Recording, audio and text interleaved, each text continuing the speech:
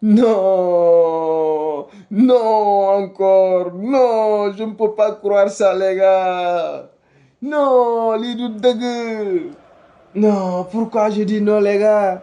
Mais j'espère que vous savez tous, les gars. Donc aujourd'hui, c'est la deuxième fois que la Côte d'Ivoire nous élimine. Est-ce que loolu dëgg la?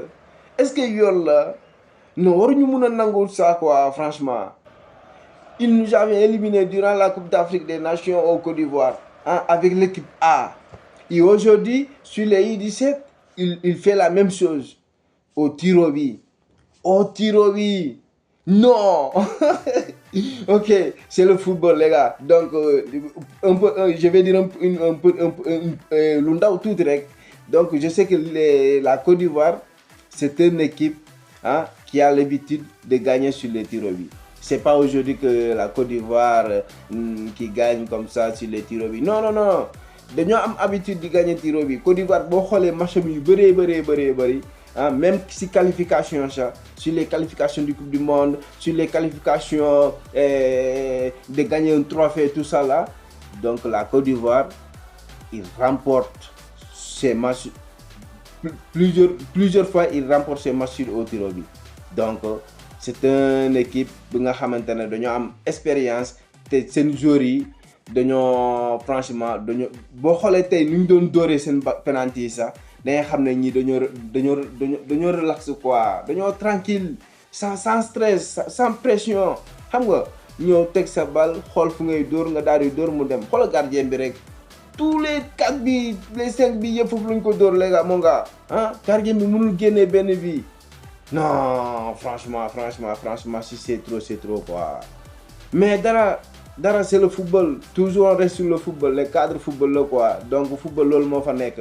Waaw surtout ñu nekk si directement sur les éliminations directes, lii rek moo fi nekk quoi. Soit da ngay perte wala ñuy gagner la quoi. Et voilà, donc la Côte d'Ivoire il a fait. Donc félicitations à eux, franchement, qui l'ont bien mérité cette victoire-là. Avec ils ont pu si carton rouge lañ jëlee seen jël nañ carton rouge, mais ça les a pas empêché de montrer leur capacité sur les 11 minutes que l'arbitre a augmenté. Si vous voyez, c'est la Côte d'Ivoire qui avait plus d'occasions que le Sénégal. C'est après le Sénégal, les 3 minutes qui voulaient faire le remontada pour plus qu'avoir quelques occasions. Mais sinon, la Côte d'Ivoire devait marquer. Ils avaient plus d'occasions, plus nettes pour mettre là dans les cages. Mais voilà, franchement, aujourd'hui, moi je suis dessus parce que je suis dessus sur le Sénégal. C'est pourquoi je dis que je suis dessus, parce qu'ils m'ont montré la même chose depuis le commencement de la compétition.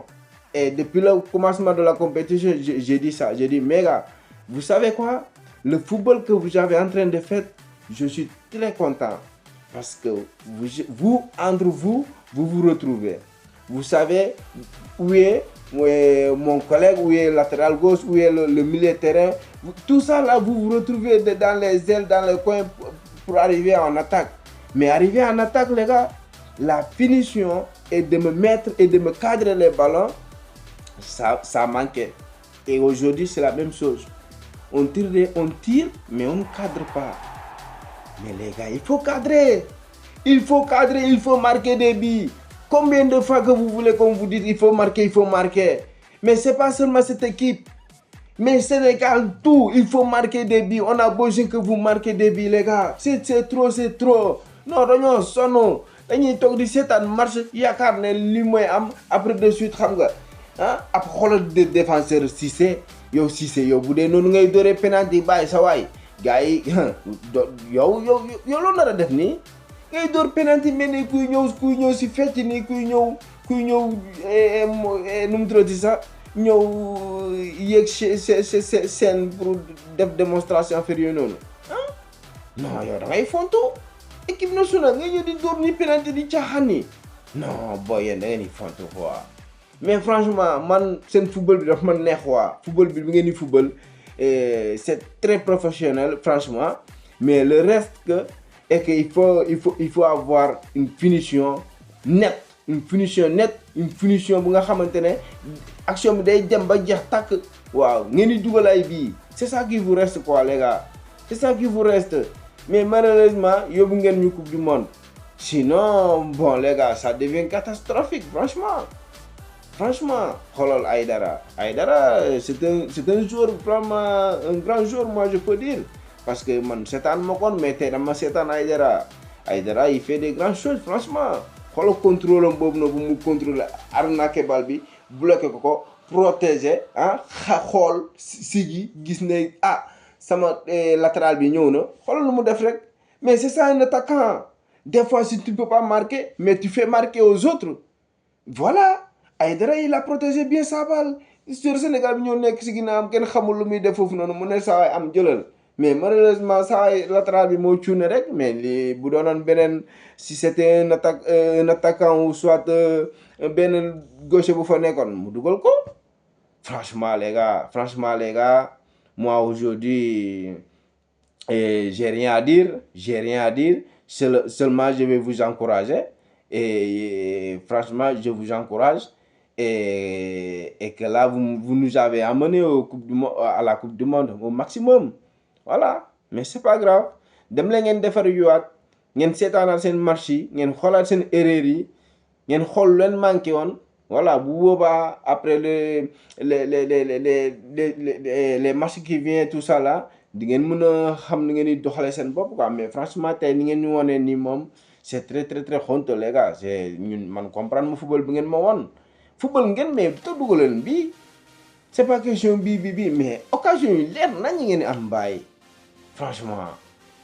Non bon les gars balaa maa gudd franchement donc comme d'hab rek donc on arrive à encourager notre équipe. Voilà, donc on félicite la Côte d'Ivoire franchement qu'il a bien mérité cette victoire là.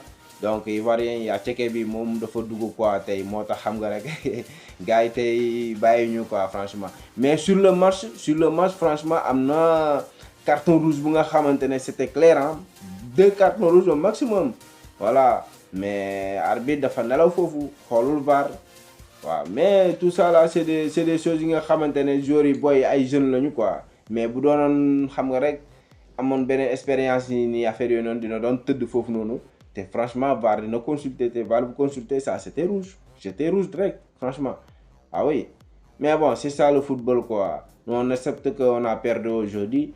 Donc j'espère que sur les prochaines séances qui viennent donc le Sénégal pourra montrer ses capacités et puisqu'aller en avant, voilà les gars. Donc je vous salue à vous tous et donc ñi jàpp ne ba beneen yoon rek incha allah. Allez big up, ciao, nekk leen ci jàmm, jaajëf.